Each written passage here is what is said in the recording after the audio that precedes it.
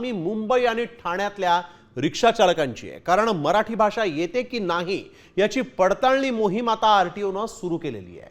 मुंबईतील महत्त्वाच्या ठिकाणी विशेष पथकं तैनात करण्यात आलेली आहेत, तर ठाण्यातील रेल्वे स्टेशन, खोपट, माजीवाडा आणि मुंब्र्यामध्ये आरटीओ कडून तपासणी केली जाते आहे।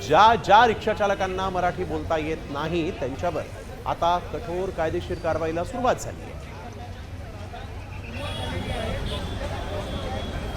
त्यांच्या कामाच्या संदर्भात तर त्या संदर्भात सगळे क्वेश्चन आहे, तर ते आपण विचारणार। तर त्याच्यापैकी एक 4 ते 5 क्वेश्चनची त्यांनी उत्तर दिली पाहिजे, जी समाधानकारक वाटली पाहिजे आपल्याला, आणि त्यानुसार त्यांना चेक केलं जाईल की त्यांना मराठी येतं का नाही। हो, आता सध्या त्यांना नोटीस दिली जाणार 1 महिन्याची, तर तुम्ही 1 महिन्यात शिकून घ्या। जर त्या 1 महिन्यात जर तुम्ही शिकले नाही तर तुमचं 1 महिन्यानंतर तुमचा जो बॅज असतो तो बॅज 3 महिन्याकरता सस्पेंड केला जाईल।